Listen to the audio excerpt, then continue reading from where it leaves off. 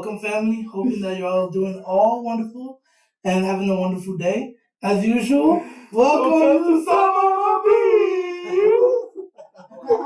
All right, welcome guys. So anyways, my name is Brian and Big C. And we got And my name is Edwin. Also go as Big W. Okay. Those things. I like it. Yeah. It's Would you mind introducing yourselves for the family over here? Yeah. No. Thanks so much for having me, guys. My name is Jimmy Sanderson.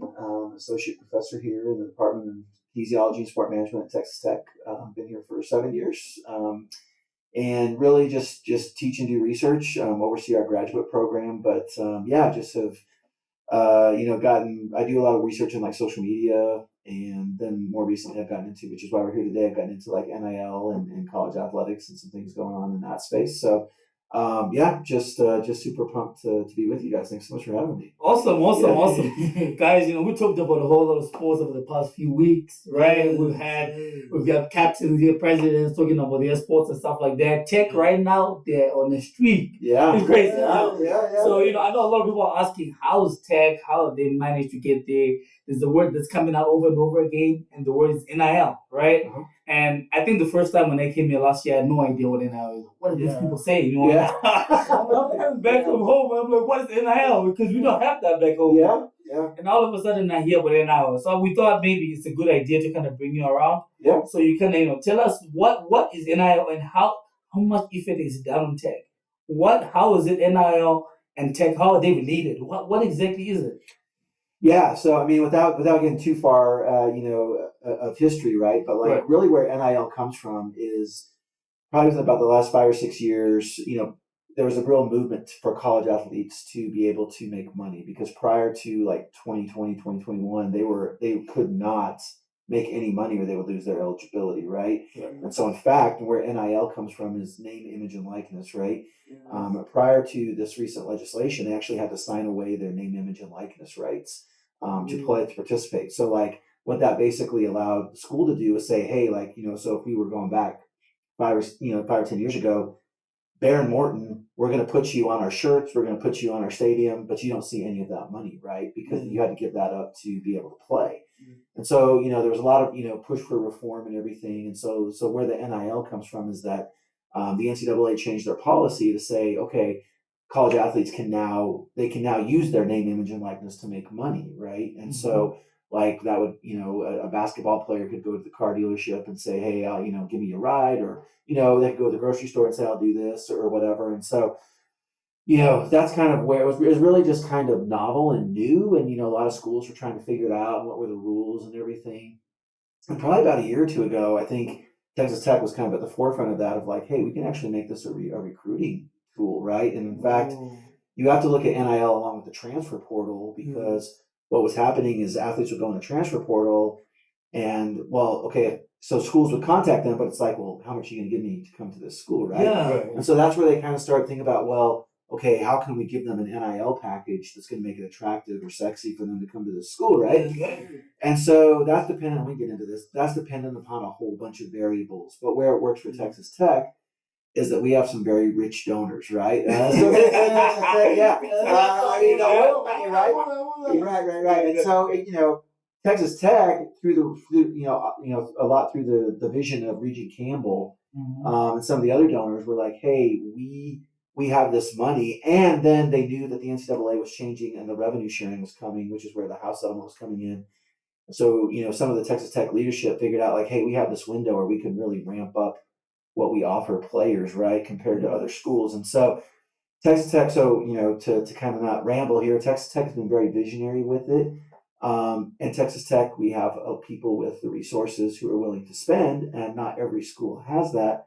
So that definitely gives us an advantage over other schools. Yeah, and one of the biggest things that I wanted to add on to that, or like ask you and get your take on it, is with that aspect of which you said Campbell and the sponsors giving more money to the players and having more money, like it's actually brought a limelight to, like mediocre, not saying Texas, but average teams having the ability to now compete against top dogs like the SEC teams, like Alabama, LSU, and destroying these teams in games. and which now is opening eyes to which they're now thinking about putting future. I've heard about future restrictions on NIL, where programs or athletic programs will have restrictions on the amount of money they could give, which also like will cause like, let me say for example, those sponsors to not have a benefit by not having like some tax returns or some idea of having benefits of their money really going into the program. What are your takes on that aspect?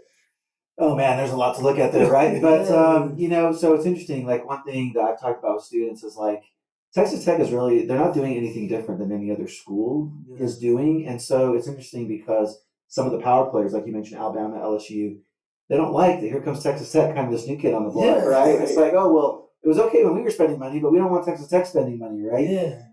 And so that's where you've seen the push for like, well, now we need to reform this, right? We need to make sure that you know, it's equitable. And I would argue, like, I appreciate those, like, that perspective, right? But it's never been equitable. So, like, even if we go pre NIL, right? Alabama, LSU, they have way more resources than Eastern Michigan, than, you know, South Florida, right? So it's never really been equitable. But I think the challenge there is, like, who gets to decide what's equitable and who's making those, you know, choices, right? And that's where it gets complicated with a lot of schools are wanting Congress to get involved in that, but that is not, in my opinion, that's just going to take way too long. The government doesn't do anything quickly, in my opinion, right? And so I don't know.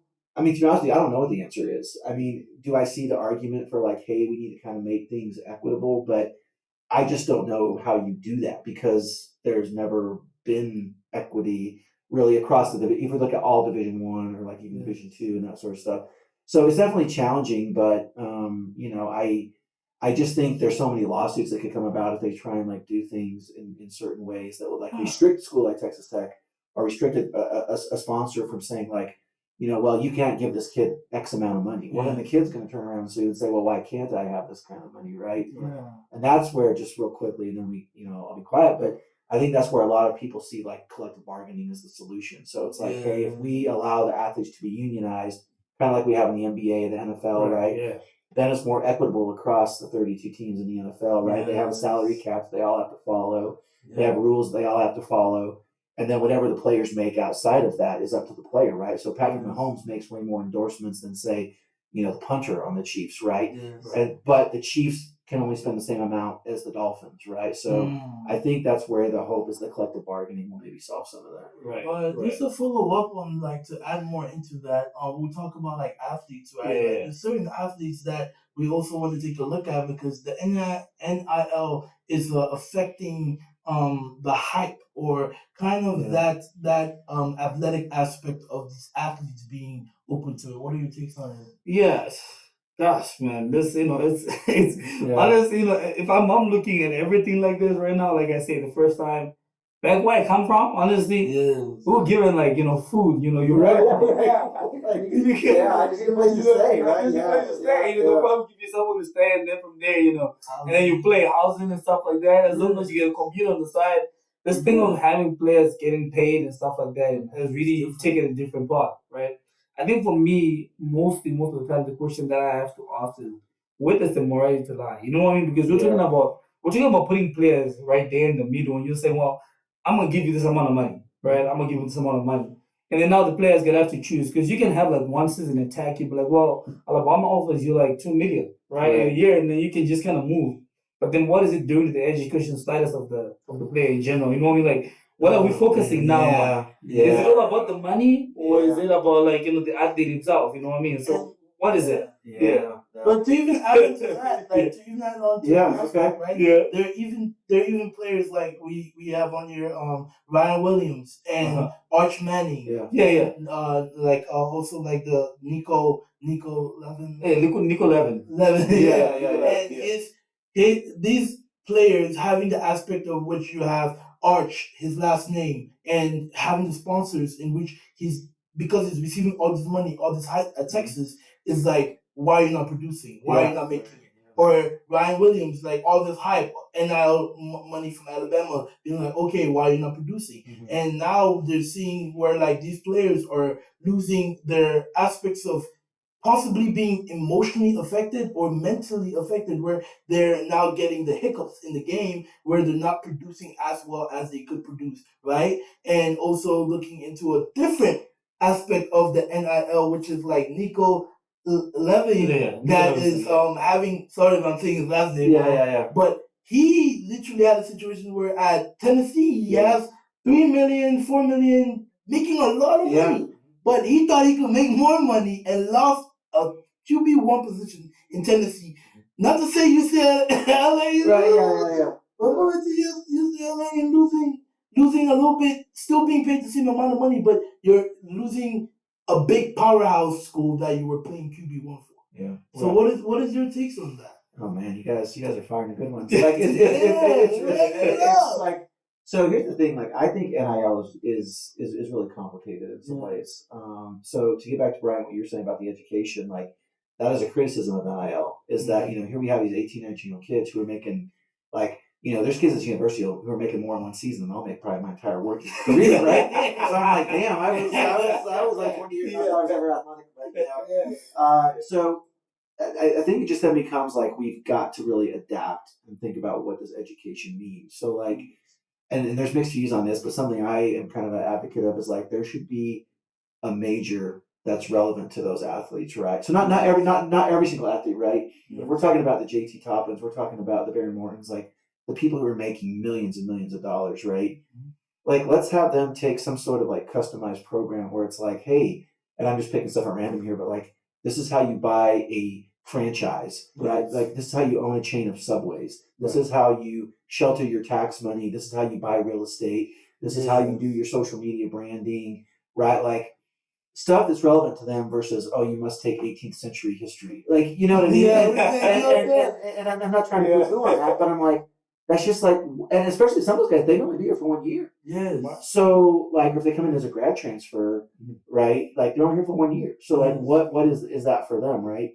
And then, to the other side of it, like, then there's a lot of pressure, right? Because, like Bryce Underwood, who's the quarterback at Michigan, he's 18 years old. He's getting paid, depending on the report you believe, $10-12 million just for this year. So it's like, man, you go back when we were all 18. Like, if someone gave me $10 million, like that would be like, I'm retired. That's what I said. I'm just gonna go buy a condo in Hawaii and everybody like to buy.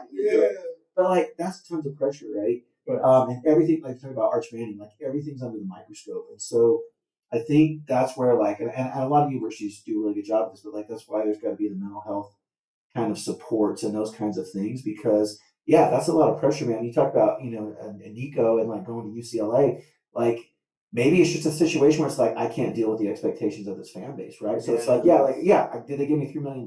Yes, but it's not working out for me. So let me go to UCLA where maybe they're not as good. I'm still gonna get paid, right?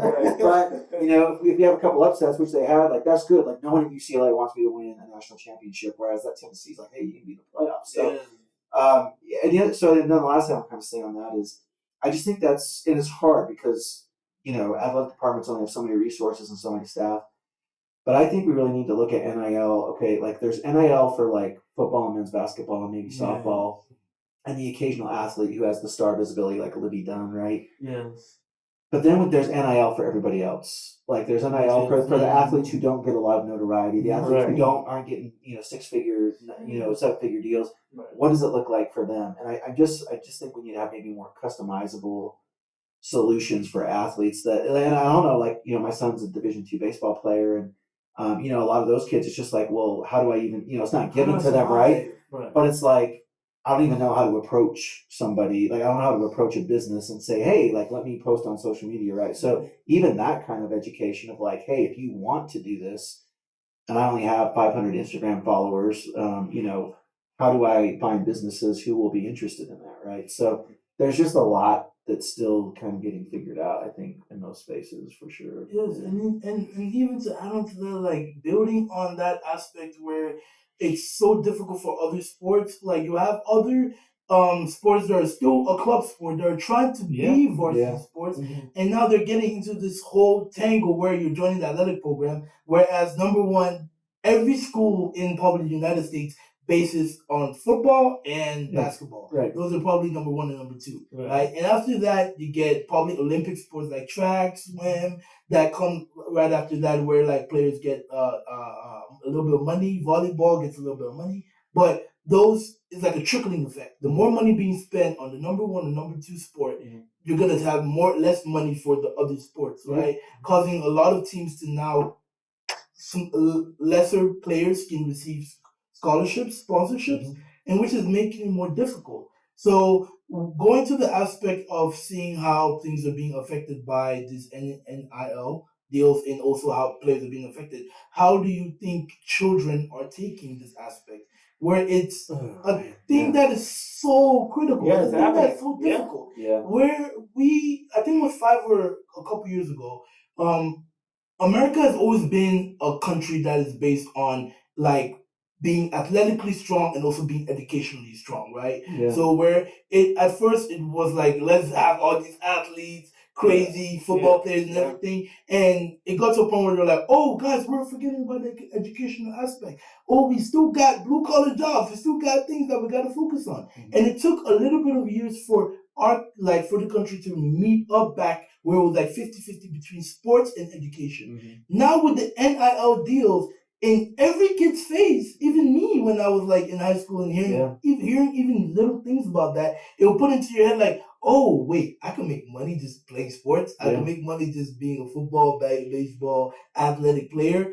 So would you say that now is becoming more of a problem where it may trickle that balance where we may go back to what it kind of used to be where everything is focused on the athletes and basically our children or future children being like, oh, I want to be an athlete because I'm how much money I'm gonna make. Then losing the aspect of where they could be medical doctors, they could be blue collar jobs still being taken care of because these are still things that cannot just be looked aside from, in which that's affecting the future of our country when it comes to education. And not only looking towards that, there are other countries that are looking at that, like Russia, China, and other big political groups or political countries that are being like, looks like they're falling back into old ways, you know? Yeah. So what is your take on like aspects like that?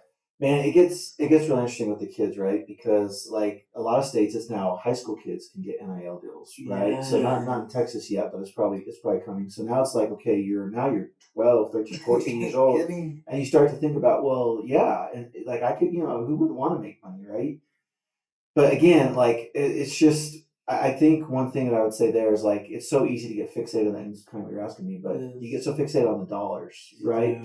But there's so many other moving parts to that. So it's like, if I, like, at what point does it, and there's a lot of concerns about youth sports. We don't got time to get into all that. But, like, just so if a parent says, well, hey, my 5-year-old, man, it looks like they might be a good football player.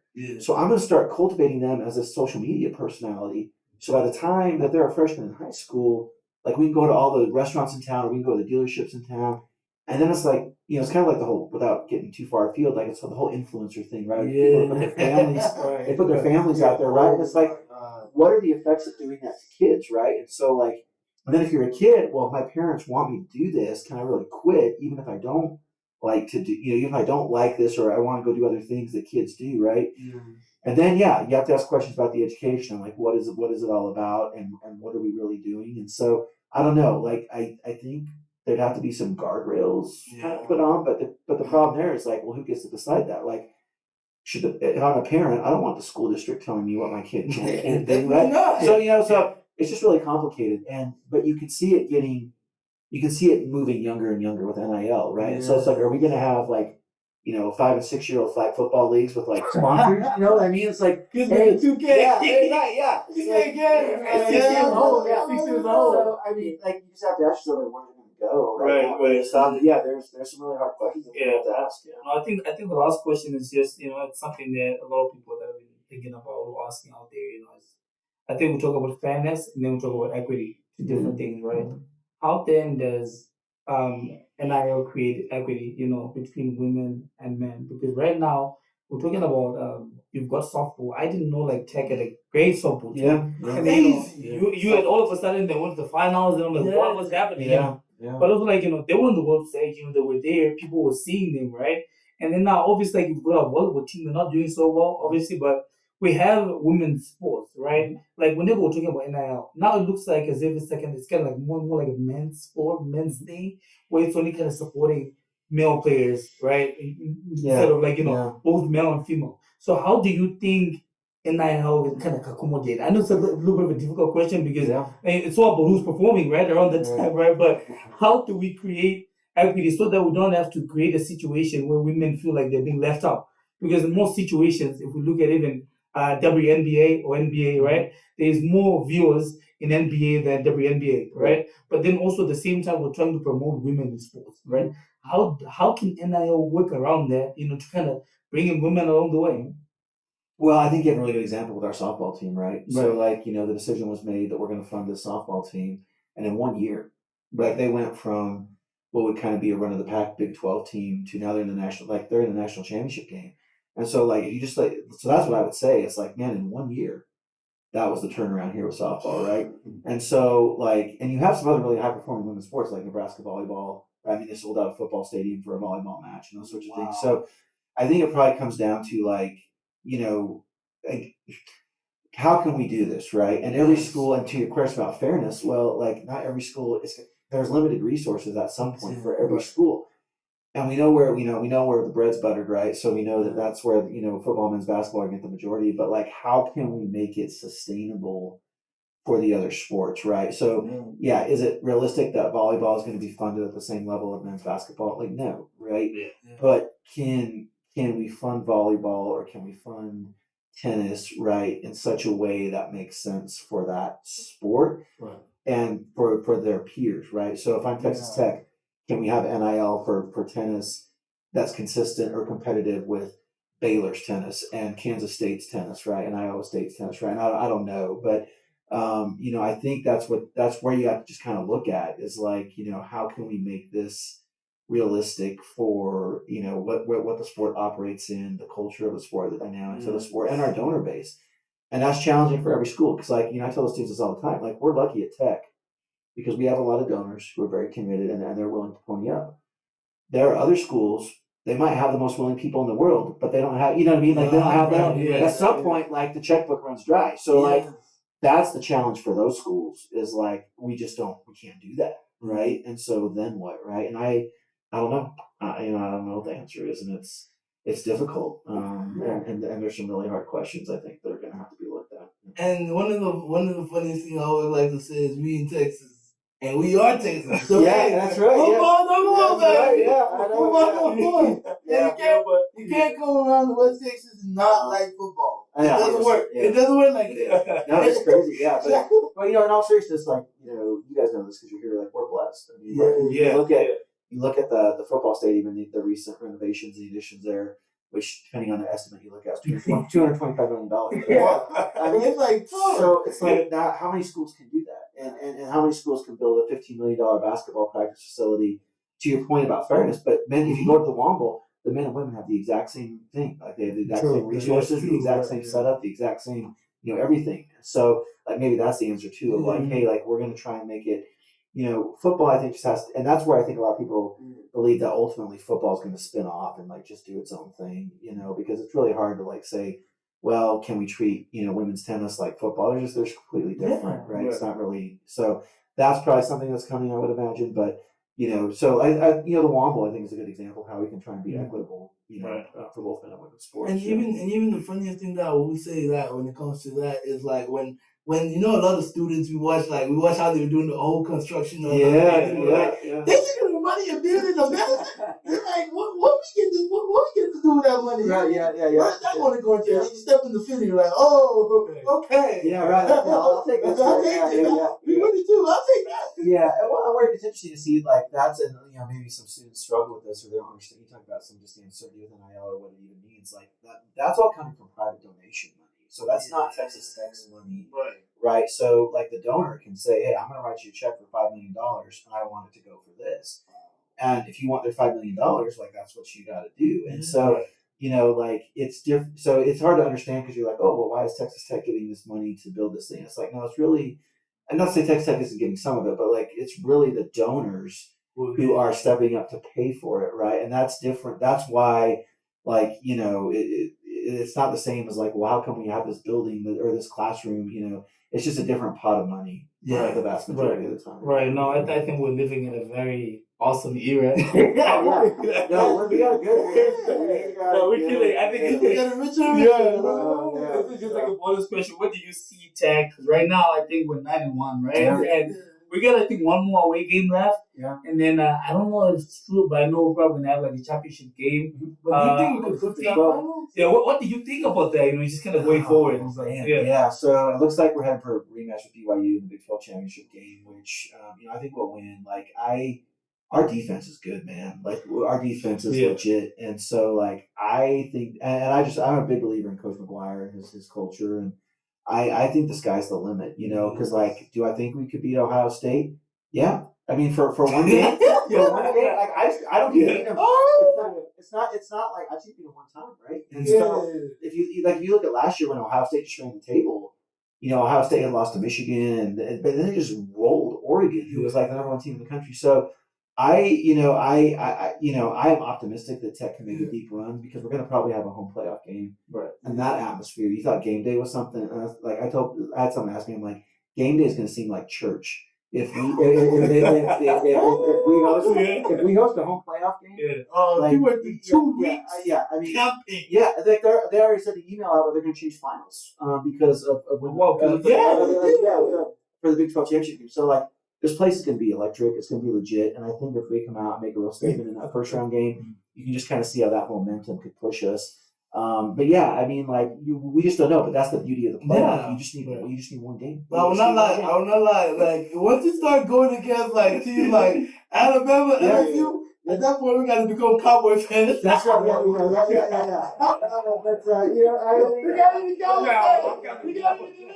we got to.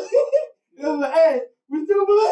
Yeah, so I mean, it's exciting, man. I mean, it's no matter how far it goes.